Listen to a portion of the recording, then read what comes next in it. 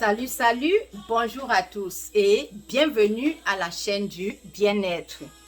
Pour vous qui arrivez pour la première fois sur notre chaîne, moi c'est Maman Brigitte Monté, plus affectueusement appelée Mamo, qui veut dire la mère des enfants. Alors, je vous souhaite la bienvenue et vous invite de cliquer sur le bouton de notification.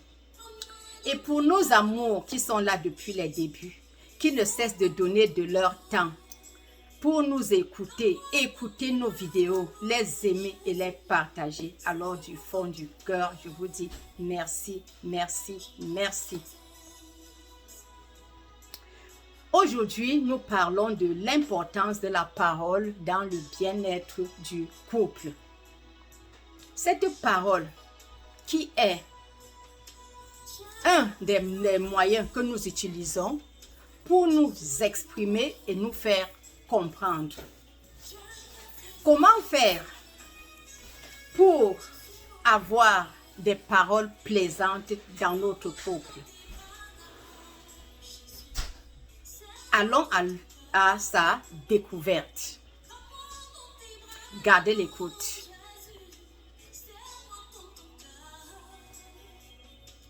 Avant d'aller à la découverte de ce qui nous aidera à avoir des paroles plaisantes dans notre couple, je voudrais vous inviter à faire ce petit exercice avec moi. Prenons une minute, inspirons.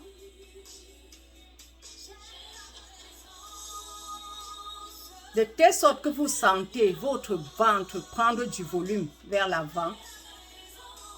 Expirez. Inspirons. Expirez. Eh bien, ça, c'est un exercice très important. Alors, pour nos sœurs et nos enfants qui savent qu'elles sont impulsives et émotionnelles à la parole, je vous inviterai à faire ce petit exercice chaque fois que vous avez à dire une parole. Ça vous fera du bien.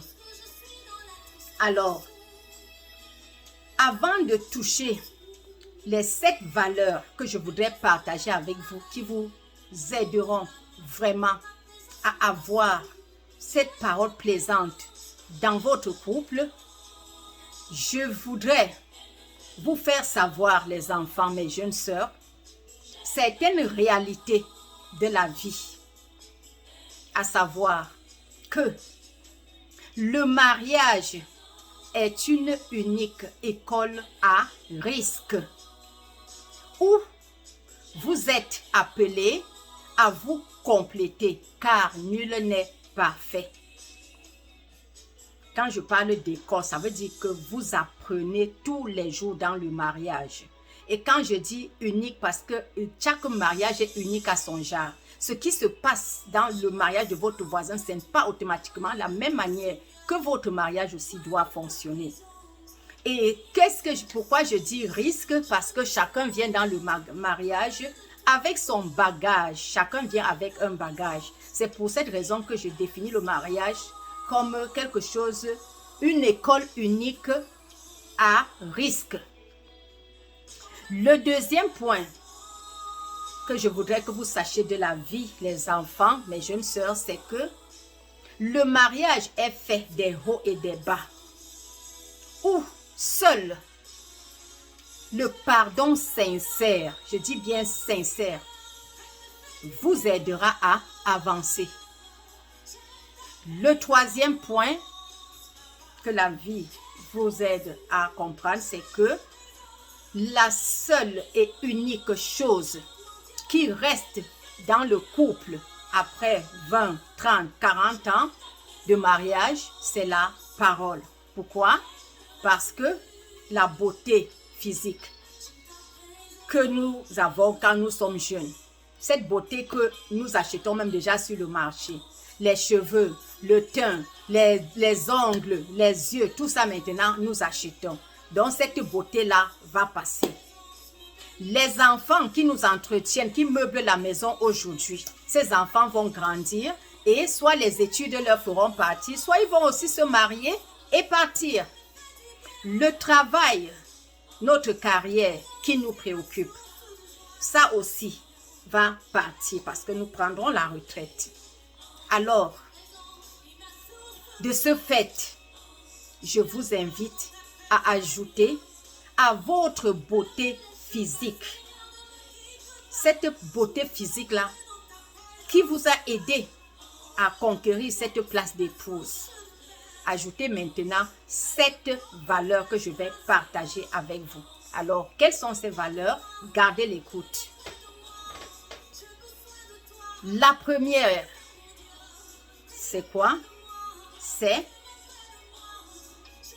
découvrir ce qui passionne votre mari. Allez à la découverte de qui est votre mari. Qu'est-ce qui le passionne le plus?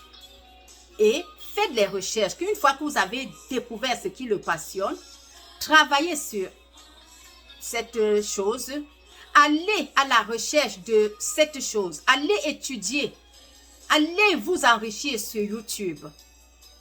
Cherchez des connaissances sur ce domaine. Pourquoi? Parce que ces connaissances que vous allez acquérir sur ce qui passionne votre mari vous aidera à meubler votre temps. Parce que parfois dans la chambre conjugale, on ne parle pas seulement du sexe. Vous pouvez être couché dans votre lit et parler des projets, parler du sport, parler de la politique. Mais si vous n'avez pas des idées dans ces domaines qui passionnent votre mari, vous allez vous sentir vide à ses côtés à un certain moment. C'est pour cette raison que je vous demande, j'ai mis ça comme le numéro 1, connaître votre mari et savoir ce qui le passionne. Et puis, aller à la connaissance de cette chose. Cela vous fera du bien. Numéro 2, développer une atmosphère de paix et d'amour à la maison pour stimuler le quotient intellectuel de vos enfants. Numéro 3, ajoutez à votre physique de nouvelles valeurs internes, des valeurs internes. Être créative, être productive, être humoriste, être toujours prête à apporter quelque chose de nouveau dans la maison. Parfois, vous pouvez seulement changer la position de votre lit. Soit même ces nouvelles ampoules qui donnent des couleurs variantes. Vous pouvez placer ça dans votre chambre conjugale. C'est des idées que je vous donne, les enfants, pour vous aider à mettre de l'harmonie dans votre couple. Le 5e point, le 4e point, je veux dire, savoir garder les secrets, les enfants. Savoir garder les secrets dans la chambre conjugale. Beaucoup de nos enfants ne savent même pas l'importance de la chambre conjugale. Cette partie de la maison qui est la sacrée. C'est là où les bonnes et les mauvaises choses se règlent. Ce n'est pas au salon. Ne détruisez pas ces enfants que Dieu vous a donnés avec vos actes et vos paroles. Nous avons plein d'enfants malades, plein d'enfants dans la société aujourd'hui, des malades mentaux qui sont partis de la maison. Nous avons des PD qui sont partis de la maison où l'enfant voit seulement la façon dont le papa traite sa mère ou bien la façon dont la maman menace le père. Il décide que non, je ne me marie pas. Ou des enfants qui sont traumatisés à voir soit que le père tape sur la femme, ou les parents bagarrent tout le temps, ou les parents se déchirent avec des paroles. Ça traumatise les enfants, ils deviennent des révoltés de la société. Alors, je ne souhaiterais pas que vos enfants soient comptés parmi cette catégorie, je vous en prie. C'est pour cette raison que nous sommes là, pour partager ces idées avec vous. Alors, gardez vos secrets dans votre chambre conjugale. Et vous n'avez pas à raconter tous les problèmes de votre couple à papa, à maman, à tata et à vos amis. J'ai vu des gens qui ont perdu leur grâce ou bien leur destin à cause de ce fait qu'ils ont eu à raconter leurs problèmes de couple au point où ils n'ont plus eu le courage de revenir. Demander même pardon à leur épouse. Alors, ils ont poussé le bouchon jusqu'au divorce et se retrouvent en train de regretter. Ce n'est pas ce que nous vous souhaitons. C'est pour cette raison que dans la dernière vidéo, je vous ai dit, ayez le courage de recommencer. N'allez pas partager vos problèmes de couple avec des tierces personnes. Sauf si ça atteint un certain degré, mais vous pouvez gérer entre vous. C'est pour ça que la chambre conjugale est là. Le 5e point, aimez votre belle famille, les enfants. Aimez votre belle famille. J'entends certaines jeunes filles, certaines jeunes femmes dire « Je n'ai que mon mari à gérer ». C'est à tort. Vous devez aimer votre belle famille. Sauf si le mari vous donne des restrictions parce qu'il connaît sa famille. S'il vous donne des restrictions, respectez. Mais s'il ne vous donne pas des restrictions, aimez votre belle famille. C'est pour votre bien, pour votre équilibre et pour le bien de vos enfants. Aimez votre belle famille. Alors, j'espère que je me fais entendre. Parce que si vous ne le faites pas, mes enfants, mes jeunes sœurs, vous n'aurez que vos yeux pour pleurer quand le moment viendra. Je vous dis. Le 6e point, c'est être sage. Soyez des femmes sages. Soyez des femmes sages et humbles.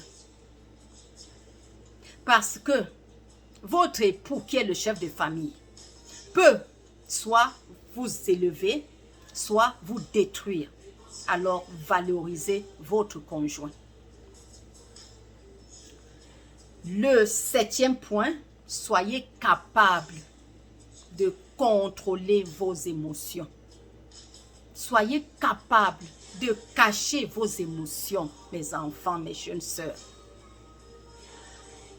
Même si quelqu'un frappe à la porte, courez à la douche, lavez-vous la figure. Revenez comme si de rien ne s'était passé. C'est ça qui vous aide à grandir. Ce sont ces épreuves qui font de vous des femmes, des grandes femmes, des femmes mûres, des femmes fortes, des hommes capables. Des épreuves de la vie. C'est pour ça qu'on vous a dit, le mariage, c'est des hauts et des bas. Il y a des jours où le mariage sera sucré, des jours où ce sera amer. Mais vous faites la balance, vous malaxez les deux et vous prenez sur vous. C'est ça le mariage. Si vous allez questionner les couples à votre choix qui ont 10 ans, 15 ans de mariage, s'ils sont honnêtes, ils vont vous dire des vérités. Mais quand vous les voyez là dehors, oh ça c'est beau, le couple là 15 ans, 20 ans. Mais c'est parce qu'ils ont appris à faire la part des choses. Ils ne perdent pas de vue sur leur objectif. Qu'est-ce qu'ils se sont dit au départ? C'est pour ça que je vous ai dit d'écrire dans la dernière vidéo et de mettre au chevet de votre lit. Cet objectif vous aide à ne pas vous déraper, à vous souvenir. Voici ce que nous nous sommes dit. Pour l'équilibre de vos enfants, de vos petits-enfants, faites cela. Alors, apprenez à garder et à cacher vos émotions. Quand vous avez réussi cet exercice dans la maison, c'est facile de l'appliquer même dans la société. Et une fois que vous savez appliquer dans la société, que même vos patrons constatent, on peut vous donner des postes de responsabilité facilement parce qu'on sait que vous avez cette capacité de gérer des personnes, de vous contenir, de garder même les secrets. C'est très important, les enfants. Alors, avant de vous donner, avant de clôturer notre thème sur la parole et le bien-être du couple, je vais vous dire, mes enfants, que la vraie fierté du mariage se découvre à la vieillesse. Quand les enfants ont grandi, quand les enfants viennent vers vous avec les petits-fils, c'est là où vous sentez votre fierté. Alors, ne commettez pas les erreurs. Il faut endurer. Il faut supporter vos épreuves. C'est ça qui vous donnera le courage de vous tenir devant votre fils demain, devant votre fille, lui donner des conseils à partir de votre exemple. Ok, les enfants, mettez ça en application. Et maintenant, la cerise sur le gâteau que je voudrais vous donner pour clôturer cette vidéo et ce thème sur la parole dans le couple, c'est quoi?